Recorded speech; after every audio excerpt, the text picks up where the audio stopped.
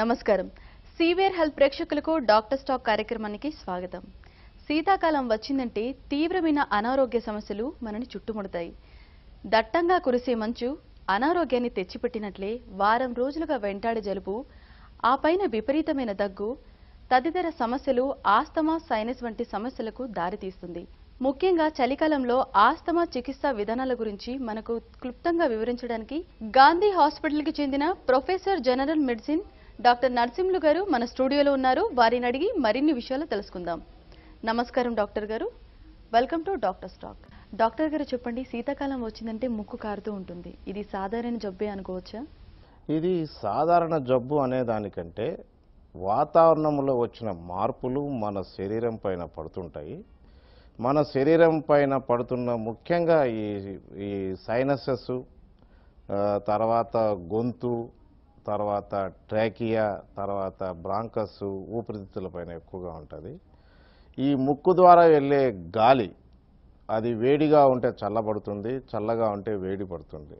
ఇలాంటి దాని కండిషన్ ఒక్కొక్కసారి మాయిశ్చర్ అవసరం ఉంటుంది. కానీ ఎక్కువగా నీరు కారుతుందంటే అది అంటే ఫిజియాలజీలో అయితే కొద్దిగా మాయిశ్చర్ అవసరము. కానీ ఇది ఎక్కువగా కారుతుందంటే ఇది ఒక రోగానికి సంబంధించి అనుకోవచ్చు. ముఖ్యంగా ఈ ముక్కు నుంచి నీరు కారడం అనేది వైరస్కు సంబంధించి, అప్పుడప్పుడు అలర్జీస్కి సంబంధించి కూడా కారణం ఉంటుంది. అంటే ఇప్పుడు ముఖ్యంగా కామన్ కోల్డ్ అంటాం. కామన్ కోల్డ్ అంటే వాతావరణంలో మార్పుల వల్ల ప్లస్ వాతావరణంలో ఉన్న వైరస్ చేరినప్పుడే మనం ఇన్ఫ్లుయెంజా వైరస్ కామన్ కోల్డ్ అంటాం. ఈ కామన్ కోల్డ్ అక్కడ లోకల్ ఇన్ఫ్లమేషన్ ఏర్పడి వేడిగా ఉంటుంది ముక్కులో. కానీ ఆ వేడిదనాన్ని తగ్గించడానికి నీరు అవసరం. ఆ నీరు ఎక్సెస్గా కారుతుంటుంది కాబట్టి అది ముక్కు ద్వారా నీరు కారడం అనేది ఒక సమస్యగా మారుతుంది. అంటే దీన్ని మనం ఒక వ్యాధి లక్షణంగానే మనం తీసుకోవచ్చు. అంటే సాధారణంగా కామన్ కోల్డ్ అంటే ఇన్ఫ్లుయెంజా వ్యాధి లక్షణాలలో మొట్టమొదటిది ముక్కు ద్వారా నీరు ఎక్కువగా కారడం. ఓకే డాక్టర్ గారు, ఇప్పుడు చాలా మందికి ముక్కు దిబ్బడ ఉంటుంది. కొంతమందికి వారం రోజులు, 10 రోజుల కంటే ఎక్కువ ఉంటుంది. ఇది ఏ సమస్యగా పరిగణించవచ్చు? ఇప్పుడు ముఖ్యంగా ఈ కామన్ కోల్డ్లో మొదటి లక్షణము మనము నీరు కారడం ముక్కు ద్వారా అని అనుకున్నాము. అలానే ఇక్కడ లోకల్ ఇన్ఫెక్షన్ అంటే ఈ వైరస్ సోకడం వల్ల ఇక్కడ ప్రొటెక్ట్ చేసే మ్యూకస్ మెంబ్రెయిన్ ఉంటుంది. అంటే శ్వాసకోశములలో కానీ ఈ ముక్కు నాసికా రంధ్రంలో కానీ ఒక మ్యూకస్ పొర అనేది ఉంటుంది.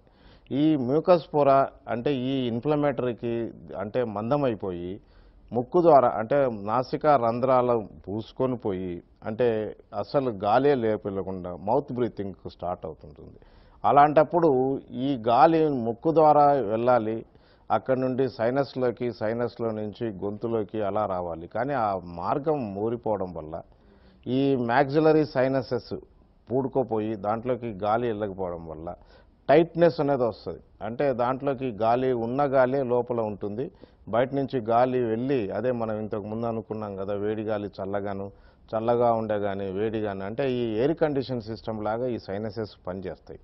అప్పుడు ఎప్పుడైతే ఈ ముక్కు దిబ్బడ అంటే ఈ నాసికా రంధ్రాలు మూసుకొని పోతాయో అలాంటప్పుడు గాలి వెళ్ళకపోవడం వల్ల శిరోభారం లాగా ఉండడము, ఒక్కోసారి మోతాదు ఈ వైరస్ మోతాదు ఎక్కువైనప్పుడు మాటిమాటికి మనం ముక్కు అంటే నలుపుతుండడం వల్ల ఎర్రగాను, తర్వాత దాని నుంచి ముక్కు అతి సున్నితమైన భాగం తుమ్ములు రావడము, ఈ అస్సలు గాలినే లోపలికి వెళ్లకుండా చేయడము, ఇలాంటివన్నీ జరుగుతుంటాయి.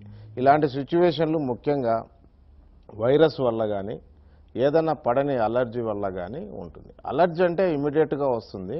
ఈ వైరస్ అనేది కొంతమందికి వారం రోజుల నుంచి 2 వారాల వరకు కూడా తగ్గదు. అలాంటి పరిస్థితుల్లో ఈ శిరోభారము, ముక్కు దిబ్బడ, కళ్ళు ఎర్రగా కావడము, రన్నింగ్ నోస్ అనేది సంభవిస్తుంటాయి. డాక్టర్ గారు, సోర్ థ్రోట్ అంటే ఏంటి? ఈ సోర్ థ్రోట్ అంటే నథింగ్ బట్ ఫెరింజైటిస్ అండి. అంటే మనము నాసిక రంధ్రాల ద్వారా వెళ్ళిన గాలి గొంతు ద్వారా అంటే ఫ్యారింగ్స్కి వెళ్ళిపోతుంది. ఆ పార్ట్లో ఫ్యారింగ్స్ డైరెక్ట్గా బయట నుండి వచ్చే ఎన్విరాన్మెంటల్ పొల్యూషన్ కానీ ఈ వైరస్ కానీ అలర్జీస్ కానీ ఈ ఫ్యారింగ్స్కు తగులుకుంటాయి. అక్కడ మాటిమాటికి దీని యొక్క దెబ్బ పడడం వల్ల ఫ్యారింగ్స్లో సోర్ అంటే ఒక పుండు లాంటిది ఏర్పడుతుంది. అంటే పుండు లాంటిది ఏర్పడినప్పుడు గొంతు నొప్పిగా రావడము, మింగడం కష్టంగా ఉండడము, ఒక్కోసారి కఫం పేరుకొని కళ్ళెలాగా బయటకు వస్తూ ఉంటుంది. ఇలాంటి కండిషన్లు మనం సోర్ థ్రోట్ లేకుంటే అక్యూట్ ఫెరెంజైటిస్ అని మనం ఇంగ్లీష్ పరిభాషలో అంటాం. శీతాకాలంలో చాలా మందికి గొంతు వాయడం, అలాగే తిన్న ఆహారం మింగలేకపోవడం జరుగుతూ ఉంటుంది. ఈ సమస్యకి కారణాలు ఏంటంటారు? ఈ శీతాకాలంలో మనం ముఖ్యంగా వాతావరణంలో మార్పు అనుకున్నాం కదా. ఈ మార్పులో చల్లదనం కొంతమంది ఉంటుంది, కొంతమందికి ఈ చల్లదనం పడదు.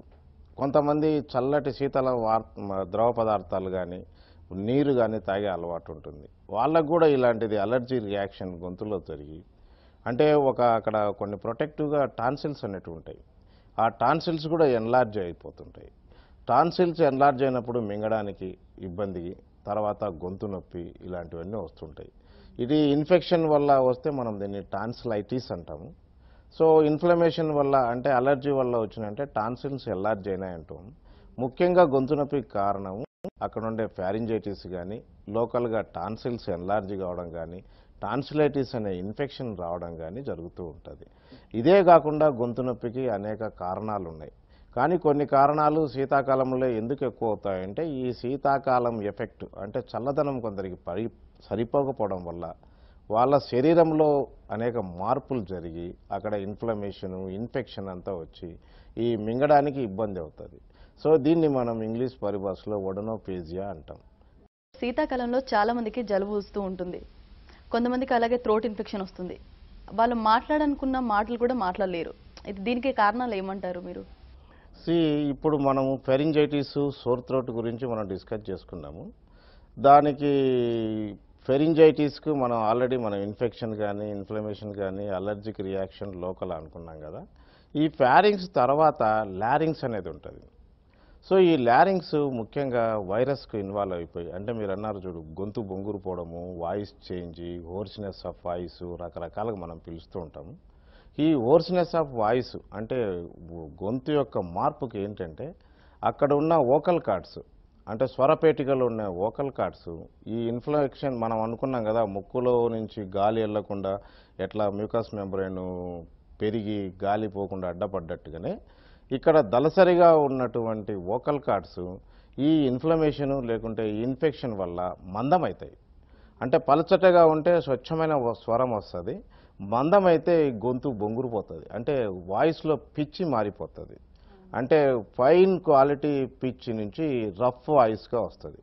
ఇది ముఖ్యంగా ఏంటంటే స్వరపేటకి సంబంధించి, అంటే ఈ స్వరపేటిక లారింగ్స్ కూడా ఈ వైరస్కి కానీ అలర్జీకి కానీ ఇన్వాల్వ్ అవుతుంది. ముఖ్యంగా ఈ చలికాలంలో సేమ్ ఎఫెక్ట్ ఏదైతే వాతావరణంలో మార్పు లేకుంటే వాతావరణంలోని వైరస్, వాతావరణంలోని బ్యాక్టీరియా ఇవన్నీ లారింజైటిస్ అంటే ఇప్పుడు గొంతు పోవడం, హోర్స్నెస్ ఆఫ్ వాయిస్ అనేది సిమ్టము, లారింజైటిస్ అనేది ఒక డిసీజ్.